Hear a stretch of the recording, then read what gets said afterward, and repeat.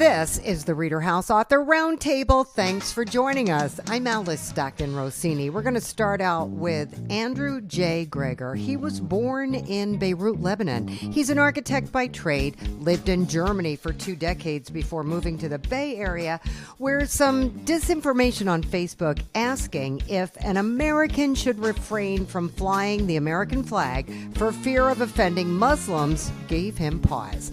Is this the first time you've ever written about anything like this? Well, I've written really most of my life, but I never really tried to get anything published because I didn't really think anybody would be interested. So, I've got a whole bunch of stuff that I've written throughout my life about things that I experienced or thought of or started short stories or things like that. I wrote them in 2016. So back in 2016, you remember Cambridge Analytica? Yeah. They were a company that basically paid Russians to post disinformation on Facebook. Right. And one of those pieces of disinformation was, for example, an ad which showed a little house somewhere in America, and it said, this is Tom Wilson's house. Tom used to fly the American flag in front of his house. Now Tom can't fly the American flag for fear of offending Muslims. Do you think Tom should be able to fly the American flag? Of course, it's a triggering statement intended to make people enraged and say, fuck Muslims and yes, kill them all and they shouldn't live here and that kind of thing, which it did. It was very effective. Yes. And in the UK for Brexit, the same people ran the following ad. It said, this Sainsbury's supermarket used to sell bacon. It can't sell bacon anymore for fear of offending Muslims. Do you think our supermarkets should be allowed to sell bacon? And they pulled it straight out of the Nazi playbook, because in Germany, before the war in 28, 29, 30, they would put up signs saying this used to be a German store. It got overtaken by a Jew. Do you think Jews should take over German stores? And it was very effective. And that's something that's very lacking in this country. Is when you talk about fascism, people here conflate it with communism, or they conflate it. They have no idea what it really meant. And what it really means is it's a handing over of the government power to industry, but it's accompanied by this very subtle language that aims to separate us from a minority and then to scapegoat that minority. In Germany in the time, it was Jews, gays, and gypsies. Right. And here it began to be Mexicans and Muslims. Right. It's a very aggressive but subtle language that they use to do that. So that brings us to your book, Them. Right. So in 2016, when I read that, I just started writing. I mean, I didn't have a plot. I just started writing at page 1, and the story developed kind of on its own. And then I finished it, and I had it sort of lightly edited by somebody, and then I just shelved it because I just didn't think anybody would really be that interested in reading it. And the publishing process seemed complicated. But then fast forward, 7 years, and a friend of mine who'd read it said, no, I couldn't put it down. I thought it was amazing. You should get it published. And I looked around, and another friend recommended I do the same. And so I did. That's really where we are now. Okay. Tell us the story. So the story is it's set in very rural Kansas. It's a small family. The husband's a mechanic in the local garage, and he has a lot of issues in his life, which many people do, and his outlet is to be xenophobic and mistrust people from other cultures. When he sees another family moving into the small town that he lives in, another Arab family or foreign family or Muslim family, he starts getting irritated. And this is compounded by the fact that his wife actually befriends the wife or the mother of one of these families, and his son starts developing a crush on the daughter. so he starts getting more and more angry, and then develops this idea that these people are just gathering to, to make a sleeper cell, to start another 9/11, to start something crazy. And his friends, actually, who are, they're also somewhat right wing. They're, it's Kansas that's going. They're through and through Republicans, but they try and dissuade him from this idea. They say, you're crazy. These are just people who just moved here. But he gets carried away, and he decides that he's going to find out what's going on with these foreigners, and takes matters into his own hands, and things then fall apart. And it's really the story, the book, the essence of the book is really that fear and hate are much more dangerous to a society or a country than terrorism itself. And that's really the basis of it.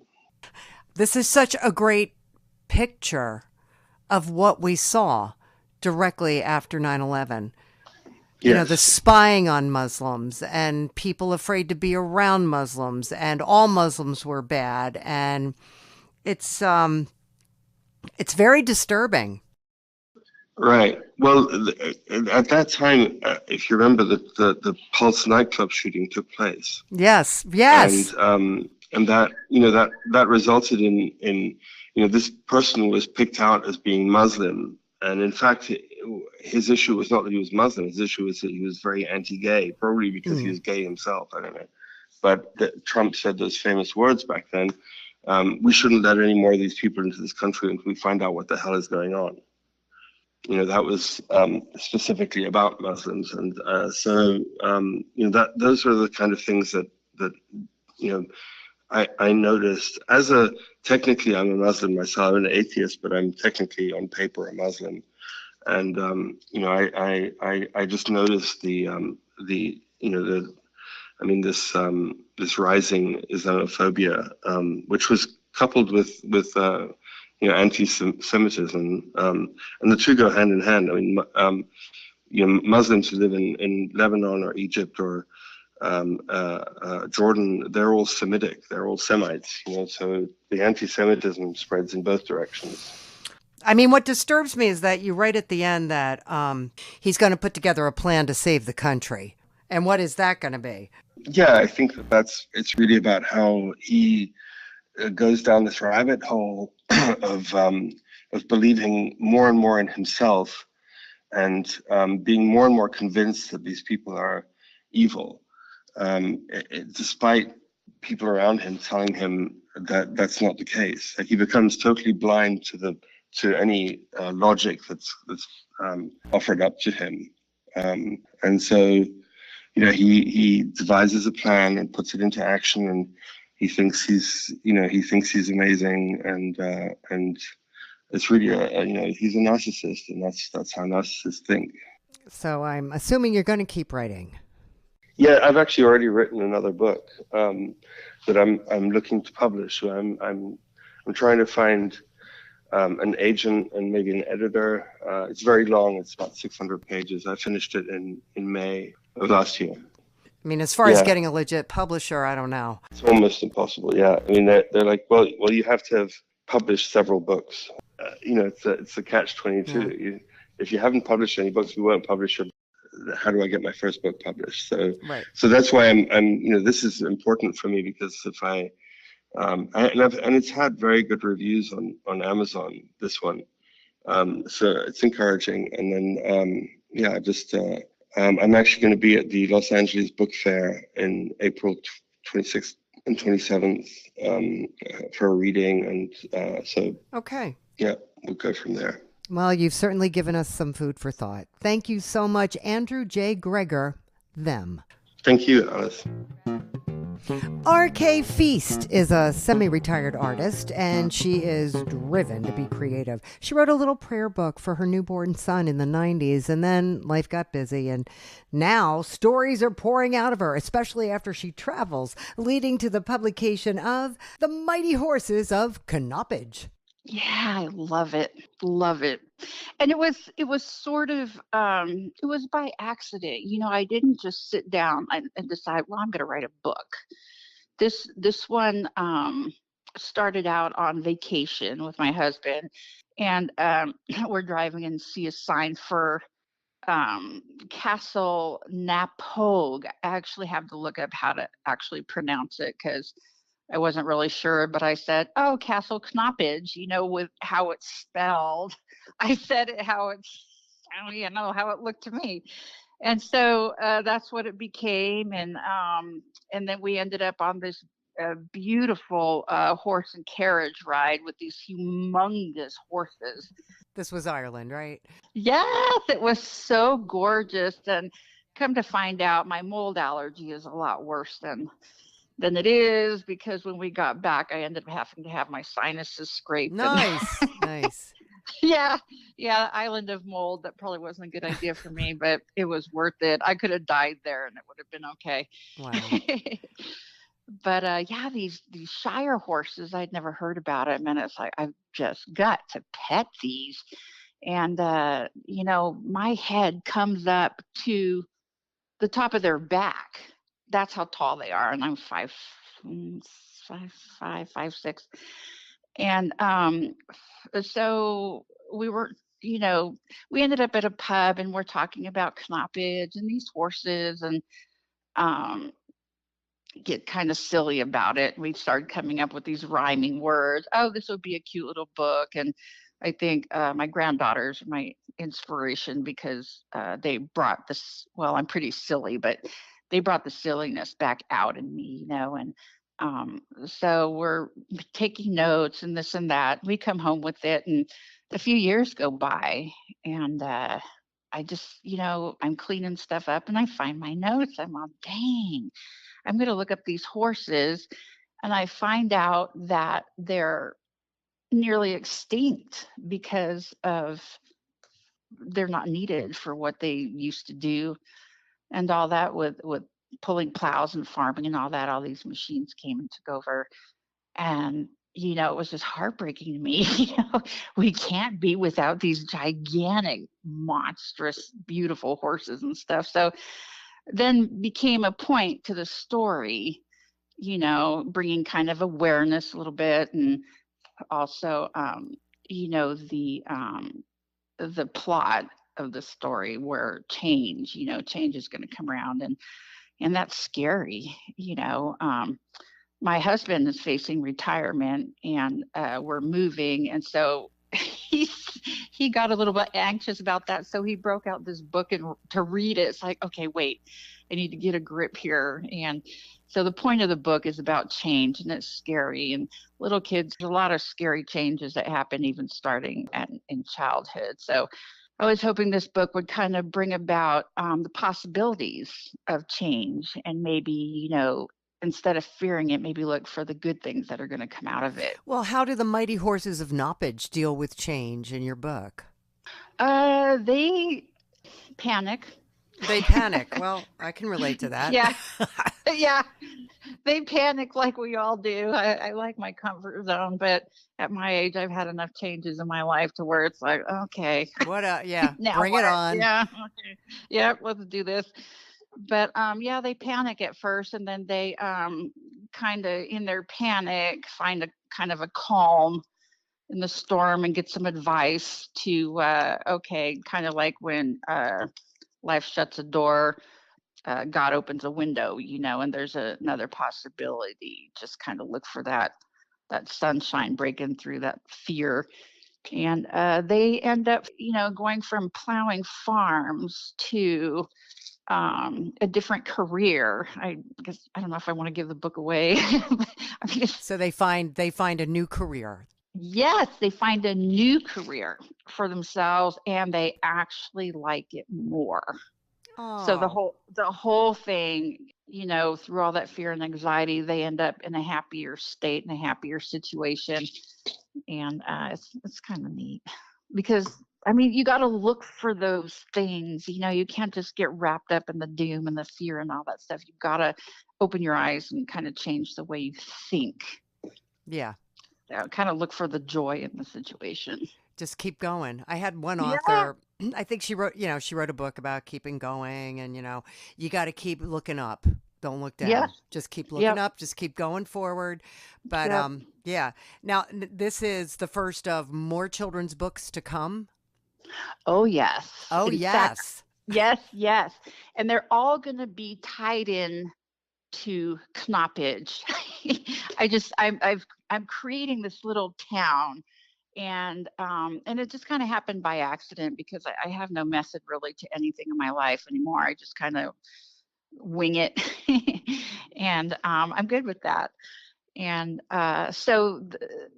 everything I have one book I just finished, and the other one I have notes on already. And so everything ends up in knoppage. It may start out somewhere else, but there's going to be common characters throughout the book, like Dapple.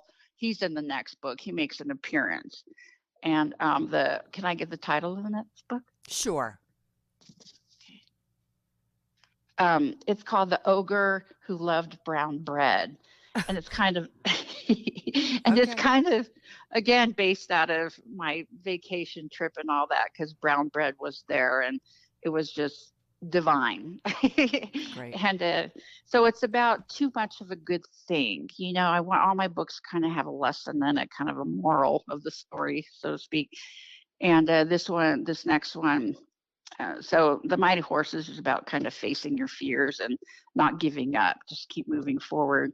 And then the Ogre is about obsession, I guess. Addicted to candy. Little kids eat way too much candy sometimes, and it's about too much of a good thing can be dangerous, kind of thing. Nice. Very good. Mhm. Now, I guess you have grandchildren or? Yeah, two little granddaughters, and one of them she's just living my childhood. She's creative and artistic, and that's all she wants to do is color and draw and paint and reading and all that. Who cares? Yeah, yeah, I yeah, want to yeah. make things pretty. But what about other kids? I can just see you sitting in the middle of a little children's circle at a local library and reading your book, How fun. right? Wouldn't that be Yeah. fun? Yeah, I would love it. I would love it. I love little kids and their wonder, and they want to learn. They just absorb everything, and it's just so much fun to watch. Yeah, I just love them. I do have a book signing coming up at a Barnes and Noble out here. Yeah, and then I have another one set up at another Barnes and Noble out in Denver.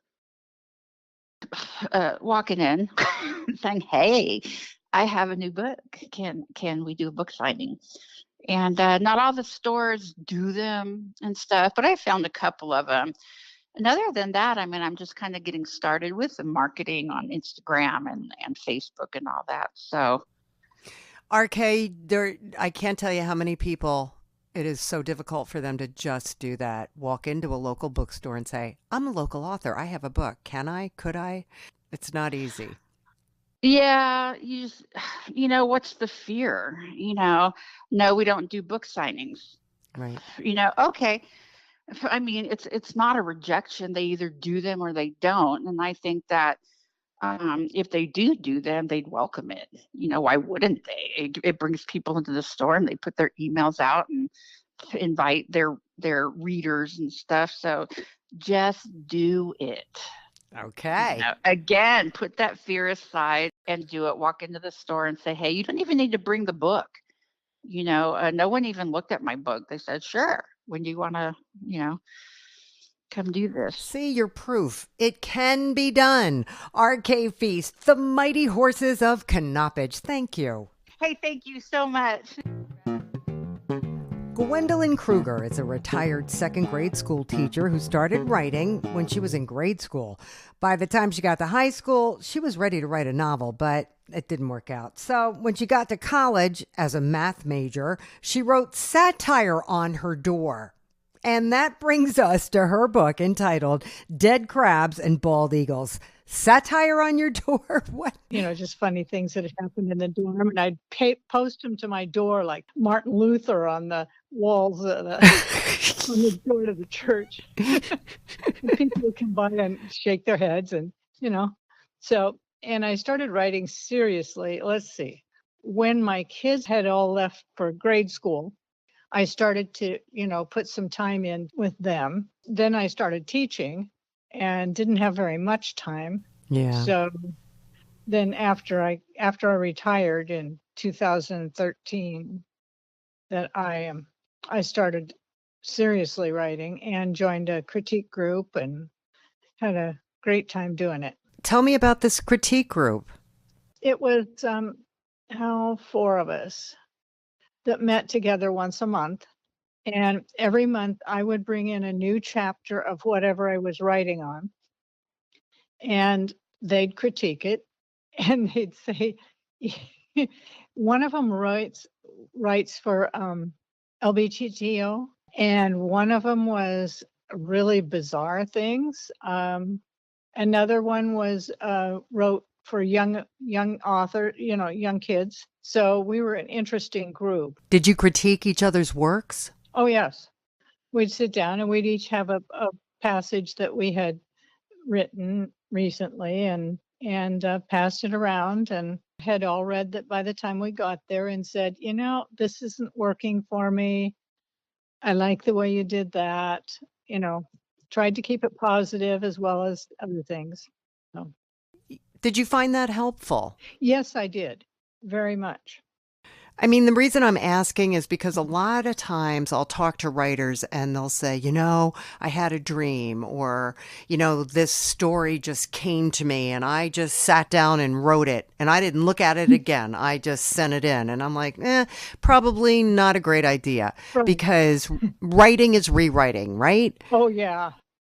Yeah. In fact, when I write every morning, I go in and read what I wrote the day before, make changes at that point, and then go forward.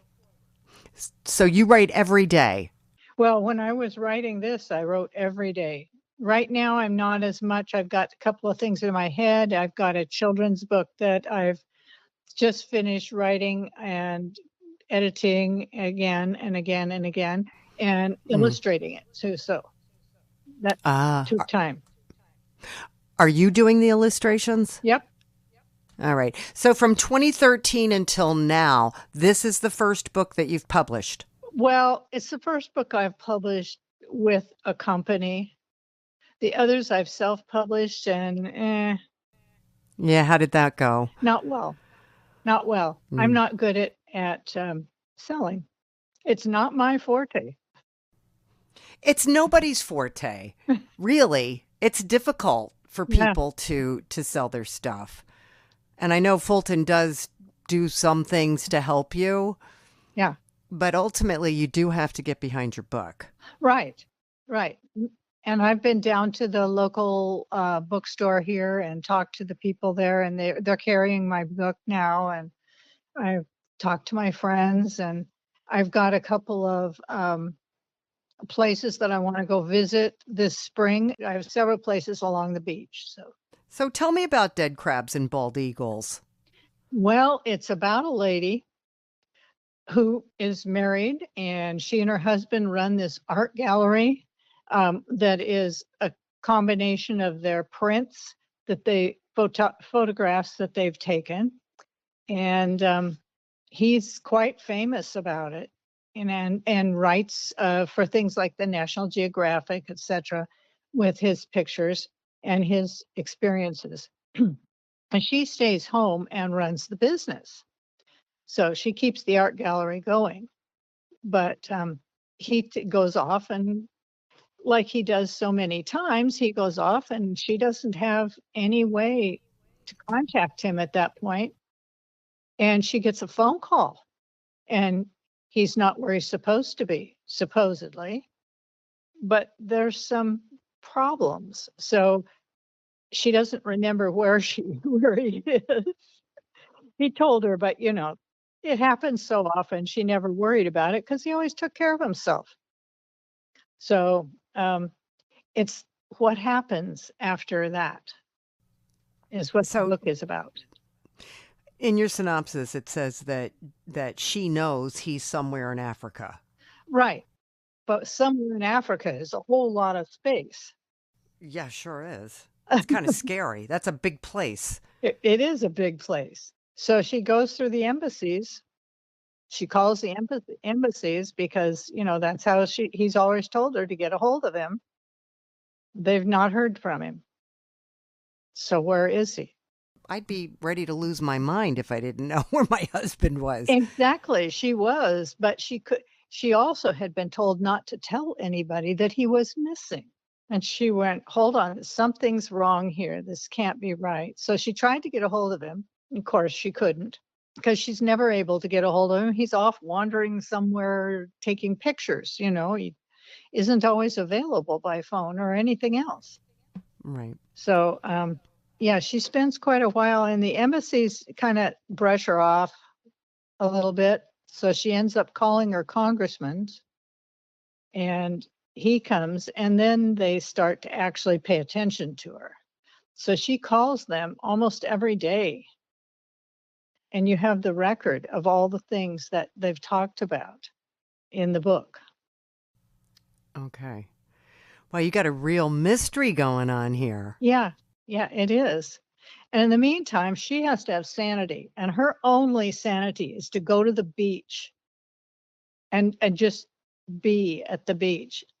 I have that same kind of a need to go to the beach. So several times a year, I have to go out to the beach, and sometimes I just sit. While I was writing this, I just sat and would write down anything I saw. So all that's incorporated in it.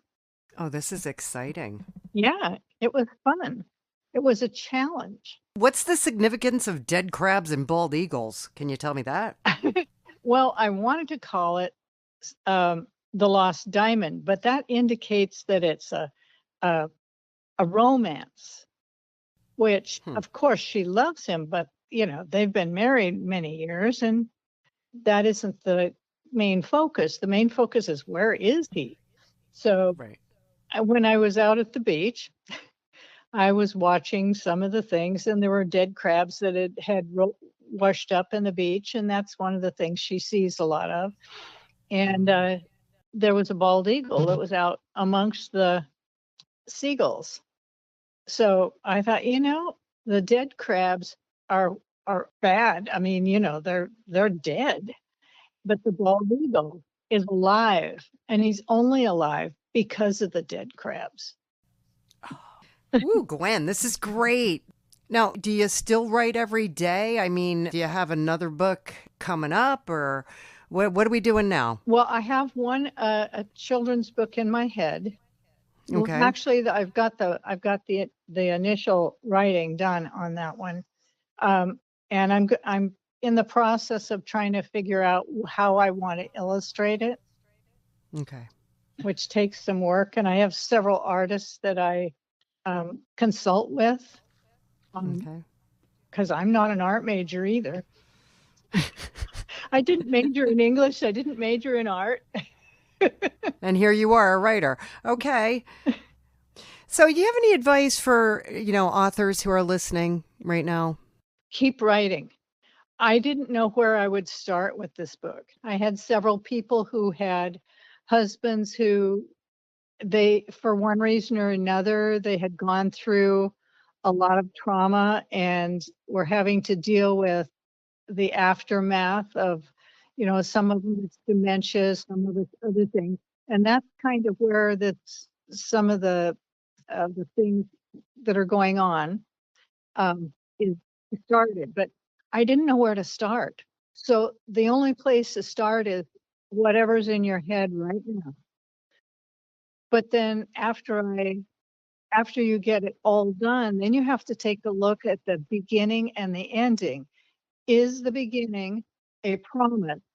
In the ending, did you fulfill that promise? So that's how you know where to start, because this didn't start here.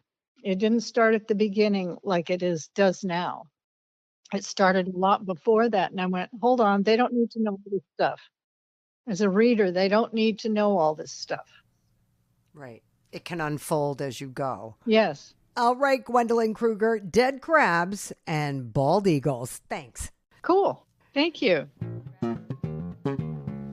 At 86 years of age, Chuck Tooman says he's retired, but he's a chaplain for 2 veteran support groups and a hospice volunteer chaplain. He's also written over 400 magazine articles and does a weekly soul care meditation series. Soul Care for Caring Souls is his 3rd published book. You, sir, are far from retired. And soul care seems to be, that's your passion, right? Well, I'll give you a little bit of background. I was a hospice chaplain for 22 years, and when COVID hit, I was a chaplain, a hospice for about 30 people, and all of a sudden we were hit with healthcare restrictions and requirements that were really difficult to manage, and people were just being tested to the max. And I felt it was time for hospice or for spiritual care for the chaplain to step up. So I started writing a daily meditation to encourage the staff, and that's how Soul Care got started. But essentially, the soul is the essence of our being. The Bible says when God created man, he became a living soul. And soul care is about the essence of our being. It's about how we nurture and nourish the essence of our being in our daily walk. So is this a book of short stories? It's a book of observations about life and about relationships and about spirituality. I am a veteran, and one of them occurred when I was in the Army.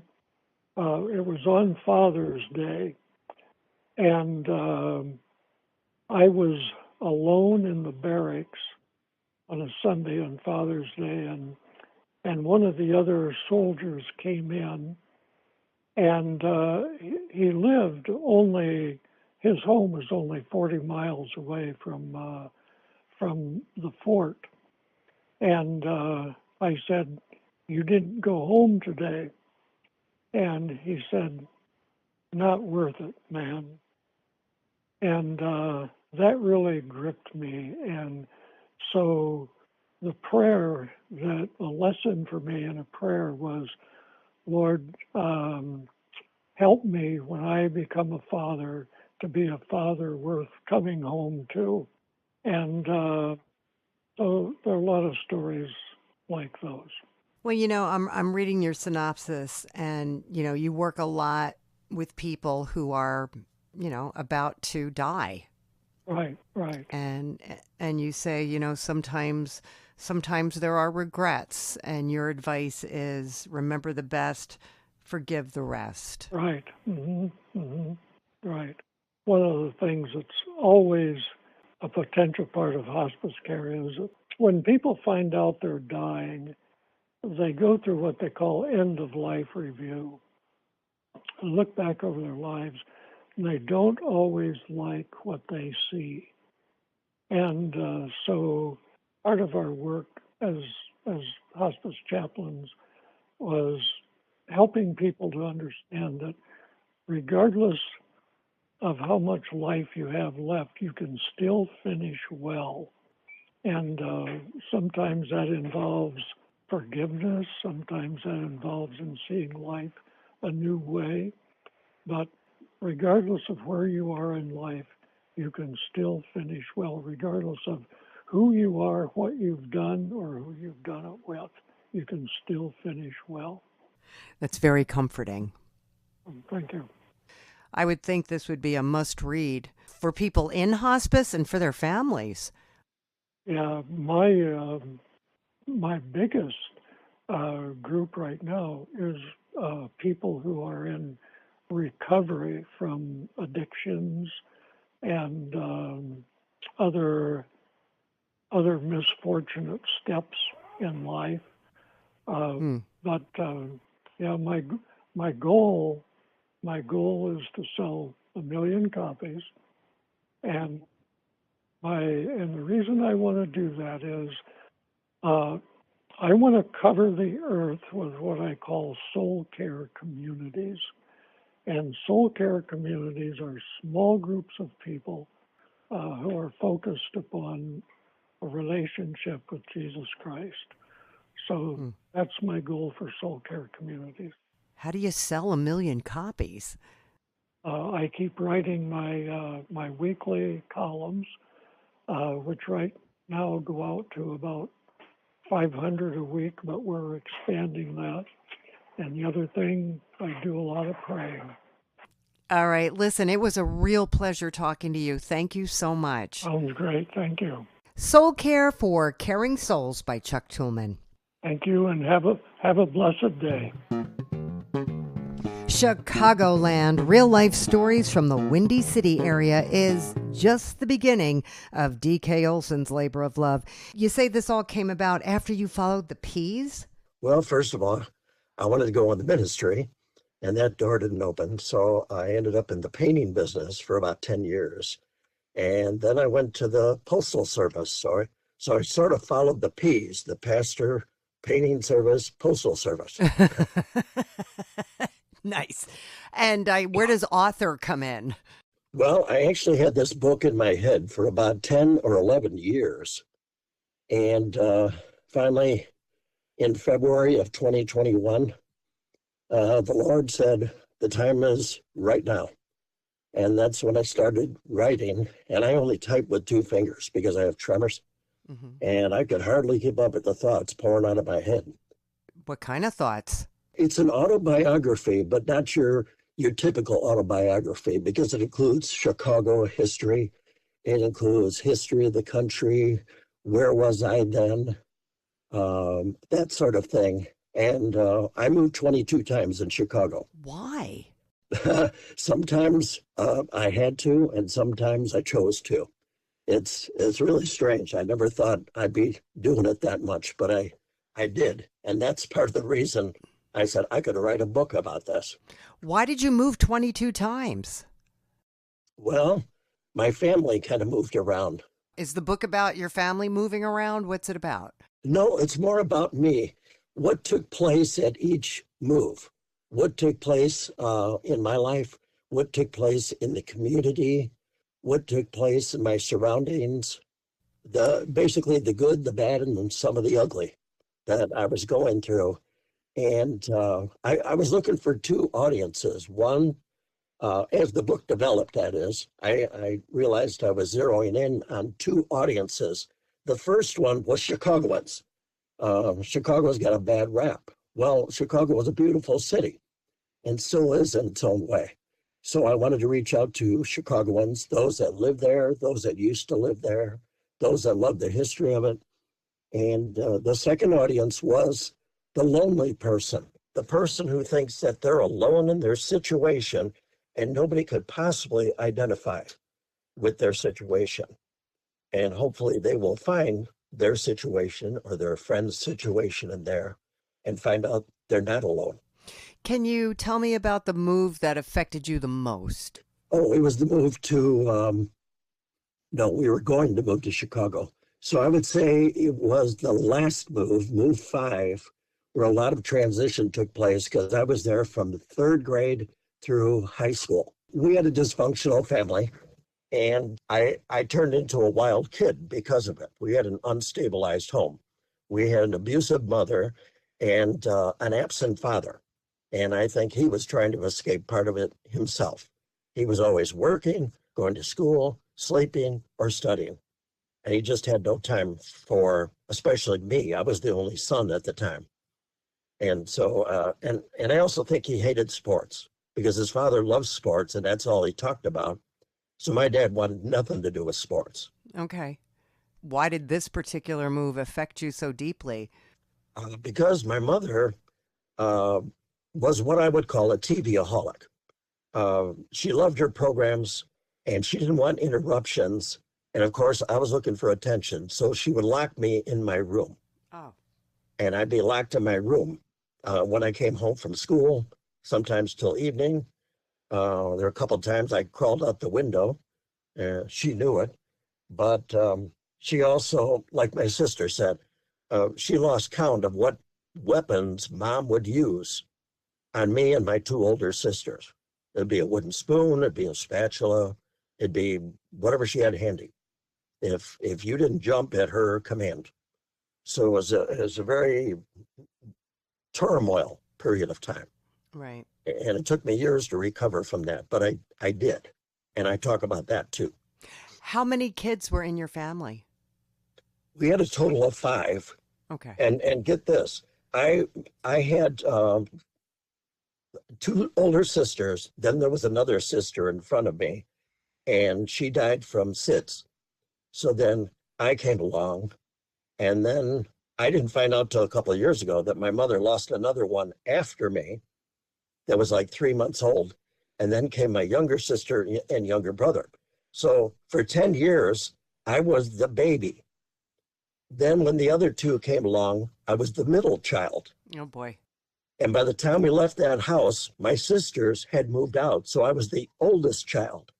So who knows what role I was going to play.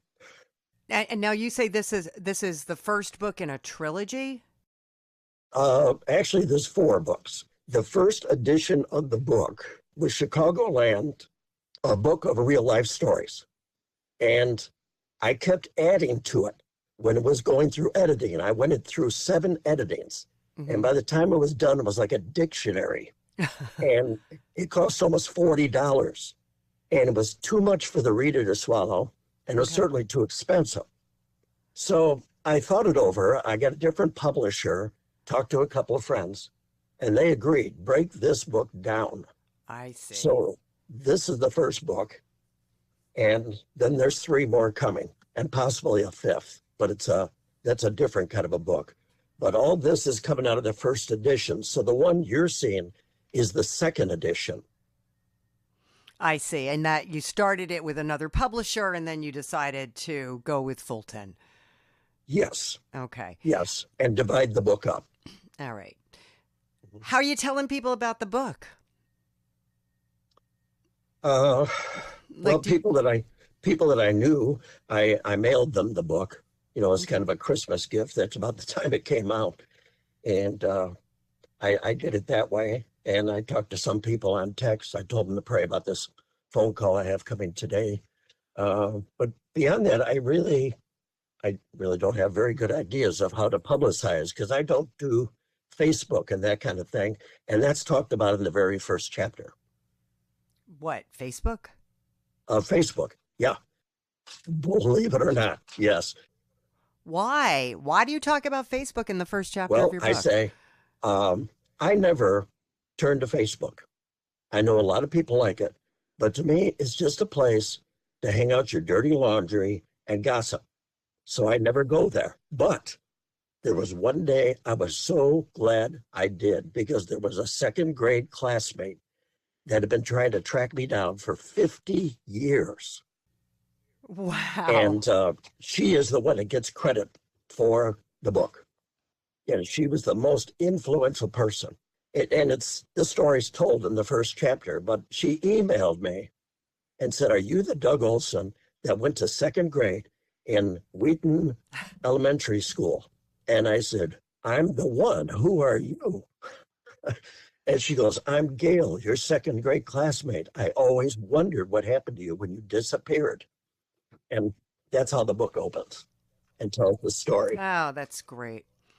You just prove the benefits of Facebook, even though it is a place that's disgusting at times.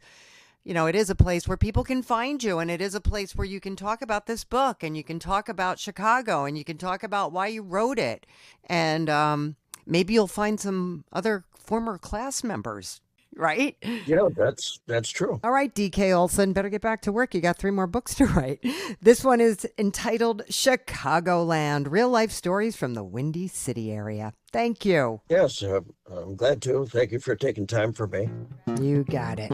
A nurse for 18 years, Brenda Hoskins always wanted to write, but just never seemed to be able to make the time until Ollie came along and inspired the first of what may be many children's books. It is entitled Ollie Has a Heart. So, I am a big lover of animals. I have always been an animal fanatic since I was born. We grew up on a farm, so we had many different animals: horses, cows, pigs, chickens, rabbits, goats, you name it. And so unto my adult life, once upon a time when I lived in an area where I could have one, I always had a horse still, but we are now just in a development where obviously we can't have farm animals of any nature. So we're down to dogs and cats. Right. We currently have 4 rescue dogs and 2 rescue cats. We lost one of our husky mixed dog in October. We had to put her down due to multiple disease processes and ailments. And unfortunately, we lost her, but God blessed us with another rescue pup in November. Purebred boxer pup that was at a shelter. We're not sure how that happened, but lo and behold, there she was. And she is, if there's any dog close to being perfect, she's it. And she's just a puppy. So very well behaved, listens very well, easily trained, and loves to play with her toys. Okay. So then we've had, like I said, Ollie for about 2 years, and then got another pet about a year after we had gotten him. So we have Ollie and Riley, and I already have a book that I'm ready to send off to the publisher regarding my other cat in combination. So another kid's book. So yeah, these animals, they've really inspired you. They have. All my animals inspire me to do a lot of things, to be patient, to love more, to take extra time and smell the roses and give that extra kibble and treat, because, we never know when we have our last day with them, because we're not promised, Yeah, so true. So true. So what's the deal with Ollie? He has a heart. Ollie has a perfect black heart marking on his back right leg, but you don't see it. And we didn't see it for, like I said, about 6 weeks after we had him. He stood up and walked away from me, and I looked at his leg, and I'm like, because it's like on the bottom part of their leg. When they're sitting down, you're not seeing it. And if they're facing you, you're not seeing it. But I yelled at my husband. I said, "You're not going to believe this." And he said, "What?" And I said, "There is a heart marking on the back of Ollie's leg. It's a perfect heart." He said, "No." I said, "Come and look at it." And we were amazed. So, of course, I took pictures of it. And then I contacted the lady that we adopted him from. And I said, "Were you aware that this cat had a black heart on his leg?" And she says, "No." So she raised him from a kitten to 5 months old when we adopted him, and never knew he had that heart on his leg. Oh. The story with Ollie, it's called Ollie Has a Heart, because it's just going through and telling everybody that, he's got a heart, and everybody's assuming you're talking about the heart that beats in his chest.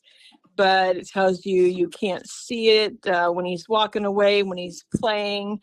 It's hard to find. And then it gets to the end, and it says Ollie has a heart. It's on his back leg and the color of it. So no lesson in particular? Not a particular moral, other than things aren't always kind of what they appear, because if you don't look, you can't see deeper into the picture, Nice. When you first started writing, like you said, you've always been writing, what kinds of stuff did you write?